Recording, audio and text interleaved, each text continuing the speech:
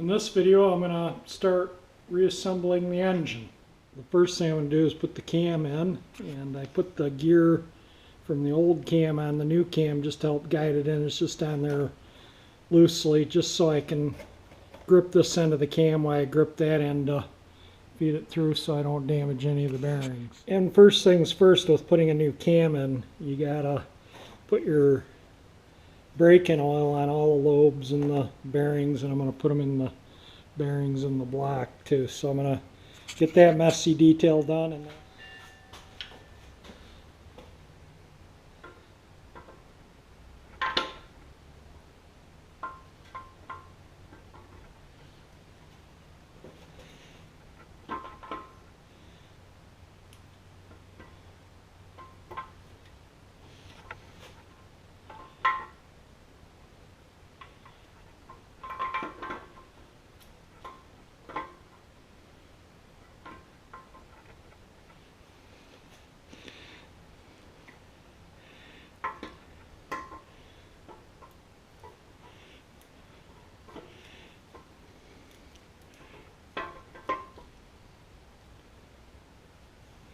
there we go. Camshaft is in place. Now I'm putting on the thrust plate for the camshaft. These have to be torqued down to 15 foot-pounds, which they are. And then you put your thrust washer on. See how it's got a little bevel? Actually, both sides of this are beveled, but this side's more beveled than this side. That bevel goes towards the camshaft. This slit in here is for where the pin for the timing gear goes on.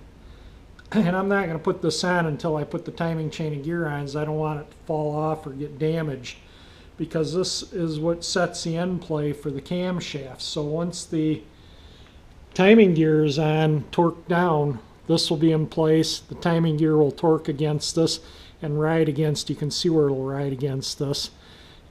And then you can adjust your, or check the end play. If the end play is excessive, then you have to replace this plate. This plate really has zero wear on it, so I don't think that that's going to be an issue. I think the end play will be fine, but I will throw a dial indicator on it and double check it.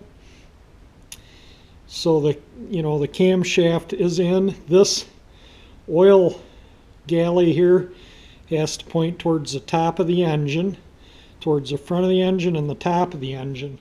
I was just putting the thrust washer and the pin for the cam to timing gear. This pin goes in there with the timing chain and gear set, so this came with the cam. This is the original one to the engine. And I didn't want to misplace them, but then I saw this in here, and it shows two different timing gears. It says Ford has used two different styles of sprocket. Spacer required with sprocket like this. Let me get the old sprocket. This is an aluminum sprocket with a nylon gear, but notice how it's just flat. So that's why you use this spacer. This gear here, which it says no spacer required with sprockets like this, shows a little bump out on it. See how that's bumped out? This is not going to need the spacer, but I'm going to double check the camshaft end play when I put this on. I mean, for sure, absolutely, because this is what was originally in there, and there's no wear on any of this.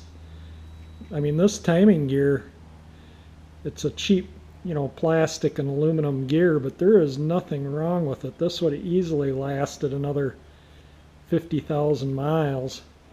So I just spent about an hour washing and cleaning the crankshaft and cleaned out all the oil galleries on it too. So it's ready to, I think it's ready to go in. I'm going to put it in without the seals first, plastic gauge one bearing maybe. Alright, so the new bearings have gone in.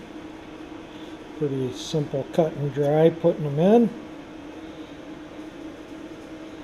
There's a little tab that fits in a little groove on there, so they only can go in one way.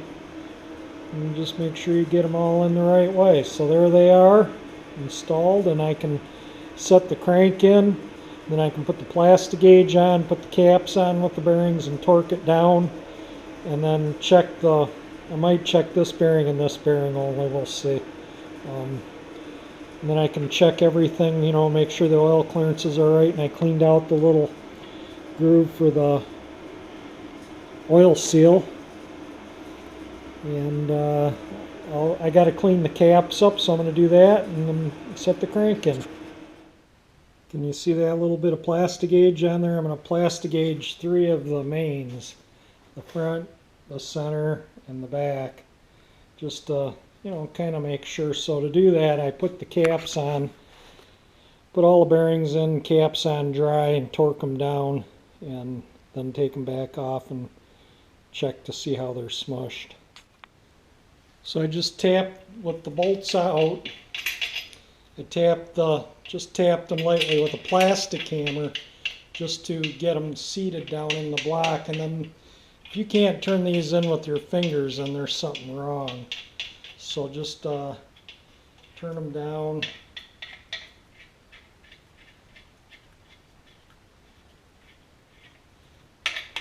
Whoops, turn the ratchet the right way here. I put a little oil on the threads of the bolts too. If you can't turn these in easily, then the cap isn't on the engine block square. That's why I always like to just be able to turn them in with my fingers a little bit.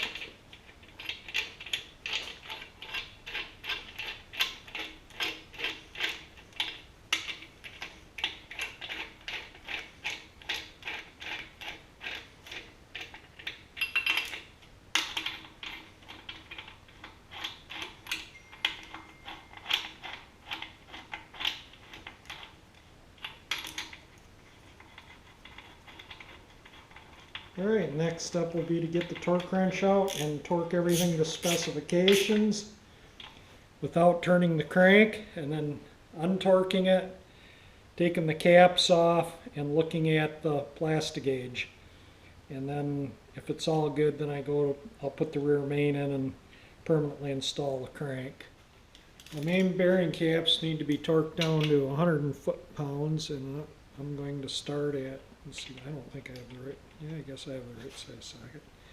I'm starting at 25 foot-pounds.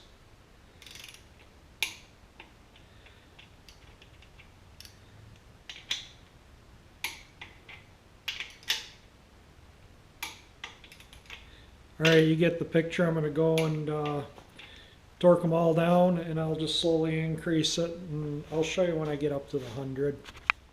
This is all 100 foot-pounds. Torque wrench set at 100. So now I'm going to loosen them all back up kind of in a order like I tightened them. Now with the caps back off and never turning the crank the whole time we're doing this process.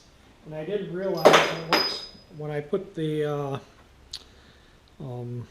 plastic gauge in, I put it to where it was going over that oil galley. So some places there's no plastic gauge, but there's enough there, and I doubt you'll see it on the camera, but the clearance there is .0015, .001, .0015. Those were the 3 plastic gauges, so that's within specifications. The specifications was 0.5 to 0.022, which is pretty wild. So it'll have, you know, won't have the tightest oil clearance, which is probably good. You know, it's kind of in between they have kind of a preferred spec, and this is kind of where it is. And so I'm going to take the crank back out, lube up everything, and put it back in and retorque it. Make sure you always oil your bolts before you bolt them back in, even the plastic gauge, but don't have oil on your journals or your bearings. You want them dry. So I'm going to clean the plastic gauge off and grease things up, and we'll put the crank in permanently. I don't know if that shows up in there or not, but that is about exactly at where it says, where you're looking upside down at 0.0015. So that's kind of what plastic aging looks like, what you're doing.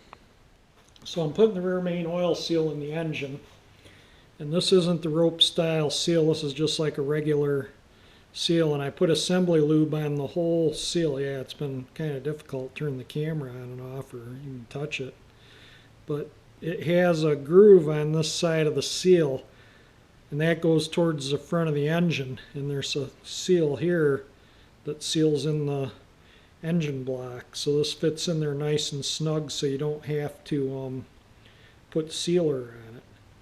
So I'm going to put the groove side towards the engine, and I'm going to put it in the cap so it's not, I'll show you here because I can't handle the camera. So I put it in the engine block and the cap. See how it's hanging out of the cap and it's into the cap there? I'm hoping this shows up. I can't see the viewfinder well. That's so you don't want your joint on the seal at the parting surface. And this way you get a truer fit on the seal and they're less likely to leak. A lot of people like to put the seal right at the edge, but a lot of times you get leaks. When you push this together, these can move in the groove, turn, so they'll move enough, but I put them so that's about maybe, I don't know, less than a half, maybe 3/8, 7/16 of an inch. It's about 3/8 of an inch down. I'm guessing that's about 3/8 of an inch right there. And that way like I say, you just get a better seal. So get your engine lubricant on everything, and I mark these, so I always make sure the marks are the way I marked them. Get them to where the bolts will start. Okay, and that's right where the bolts start. And then I just take a plastic mallet and just gently tap it down in there.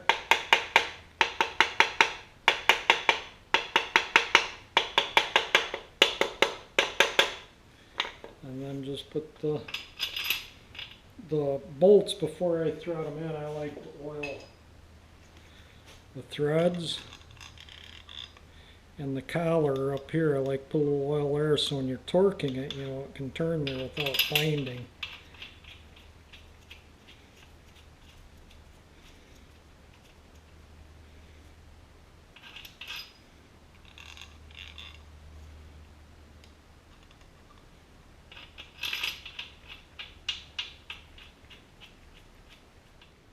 So I have the rear main seal poking out of the cap. I have some sealer on the cap, and then you put these, there's a seal area, lubricate that, lubricate this, put these seals in the grooves. You want a little bit to stick down out of the bottom.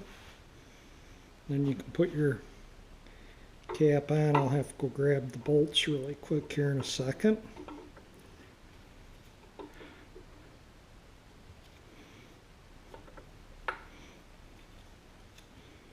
So I can get it lined up, and then I'll tap it in. And I'm going to take a look to make sure that this is kind of difficult to video and do, so it may be a long bit of video here. Like to just look, yeah, that's going together the way it should.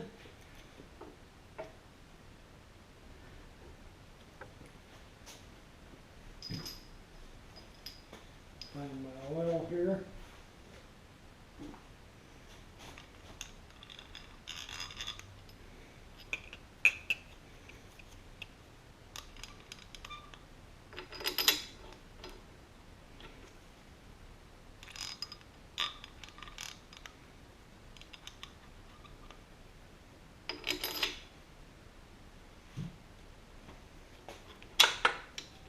When those will thread down, that's when I know the cap's in place, and it's threading down now. So I'll just tap it down with the plastic hammer. Where's my light? I want to look at the main seal as I tap it down.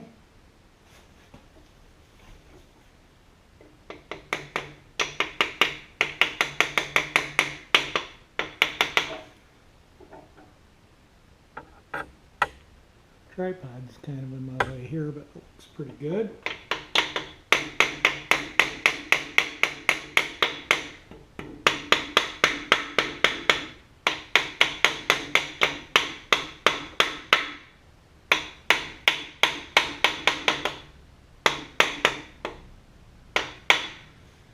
That looks like it's on there.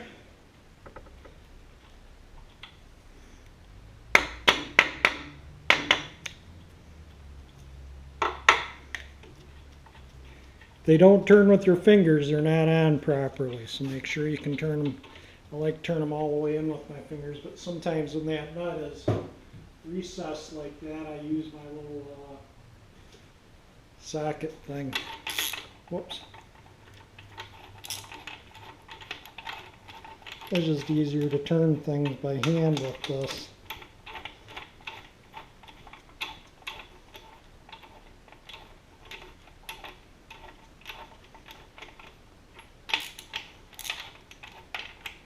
Okay, now all I'm going to do is tighten these up finger tight, and that's it.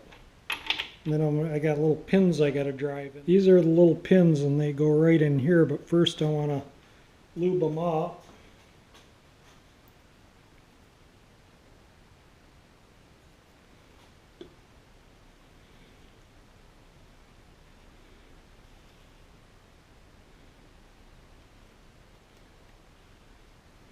I'll do one at a time.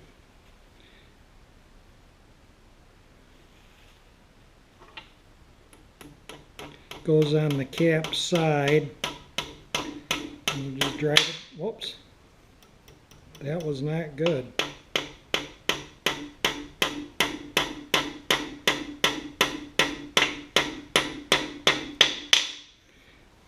And then you do the same with the other one. Then you can put a little sealer in there when you put it together, but that gets these down tight against the bottom of the block and tight against the side of the block.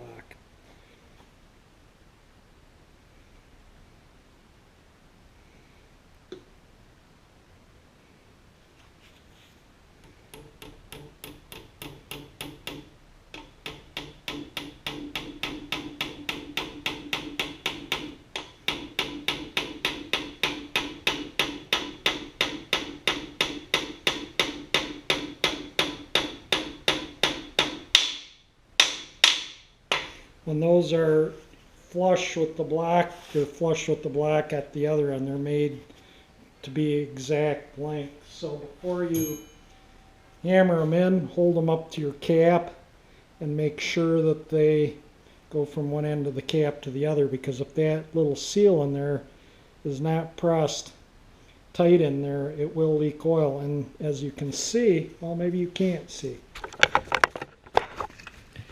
See how that seal's just down in there a fuzz? So you got to put some RTV or something in those holes. And I'll do that before I put the oil pan on. I'm not going to do that right now.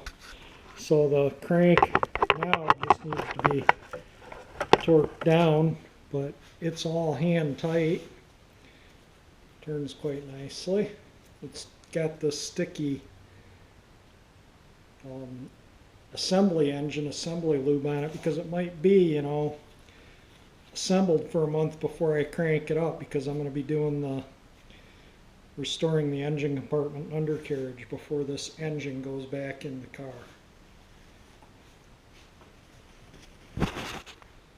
Alright, so I just torqued them all to 100, and after I'm done I just systematically just double check them all. So I just get them all in order of the way I tighten them in 25-pound increments.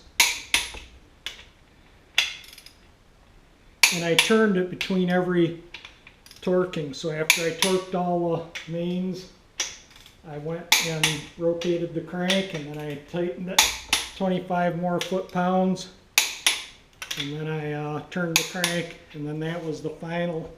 Just check to make sure I didn't miss a bolt, and it turns quite nicely. So I think this is the point where I could flip it over and start fitting rings, or I could put the timing chain on it. Does that show up? When I cleaned up the block, when I washed the deck and cleaned it, the parting surfaces, and I scrubbed them, this Magic Marker 4 shows up. I just thought it was interesting. It was the only writing on the parting surface I could find. I'm going to put the timing chain and gears on, and then I'll dig up my dial indicator in the next day or two and check the camshaft end play. But I also got to find, I have a little piece of pipe I can slide over the crank that fits in the timing cover to center it. And I'll have to hunt that up before I put the timing cover on. So anyway, I soaked the timing chain in motor oil, a pan of motor oil, for a couple hours. And generally when that dowel is up and the key is up, the dots will line up on the chain and gear. So I put there's the dot, there's the dowel. So you can kind of see, and I lubricated because it runs on this, and I don't want that to run dry, so I might even put a little up on this too.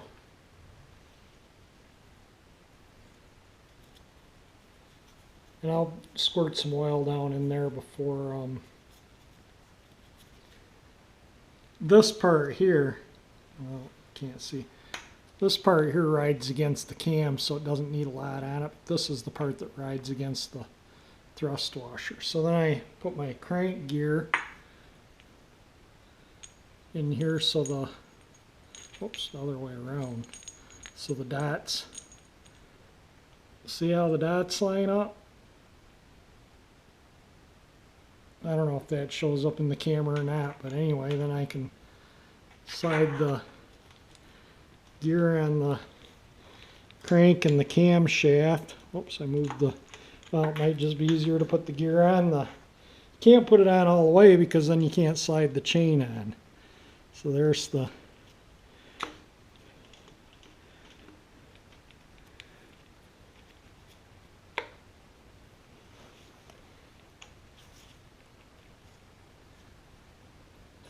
and the fuel pump eccentric goes on. Now this pin will eventually come through there. The cam's just pushing in the block because I don't have this on. So I'll put this on and give it a tightening.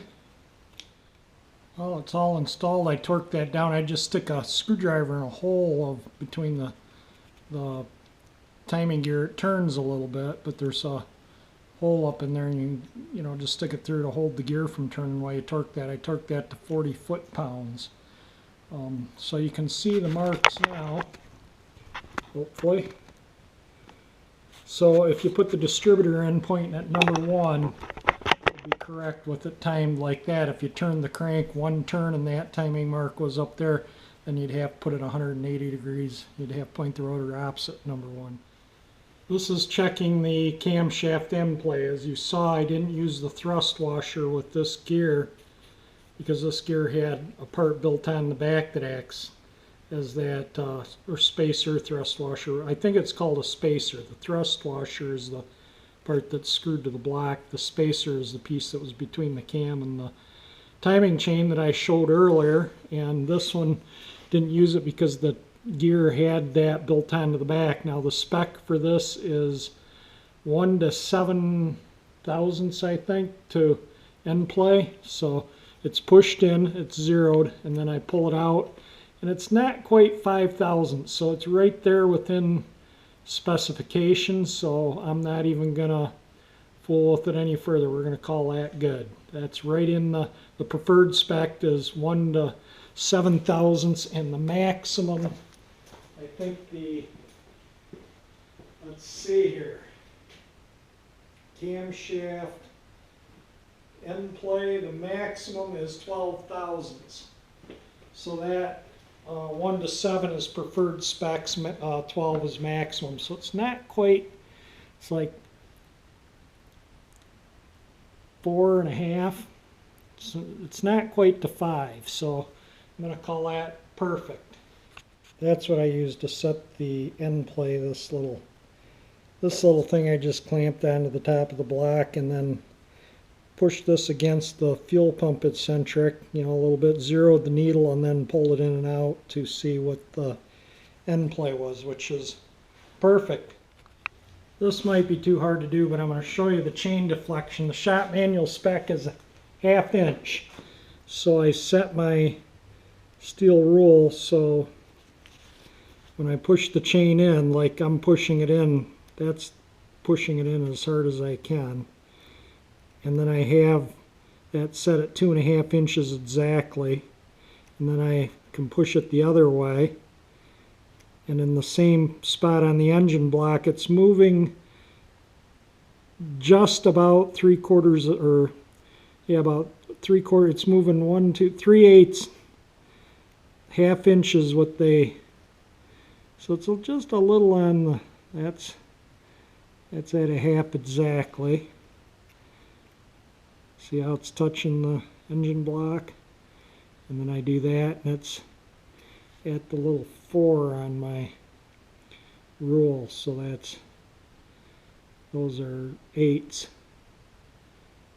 Let's see, 1, 2, 3, 4. Yeah, they're 8. So it's 3/8 of an inch. I'm just going to put the timing cover on just to help keep dirt out of the motor. I can throw a towel or something over it, but I just, don't want crud in it. So I got the oil slinger cleaned up and on. And I cleaned up the timing cover a little better with the power tune and put the seal in. And I bead blasted this side of the timing cover and the little doohickey that screws on there. I didn't bead blast the inside, just the outside. I'm going to put that little thing on, then I'm going to put the timing cover on the engine block.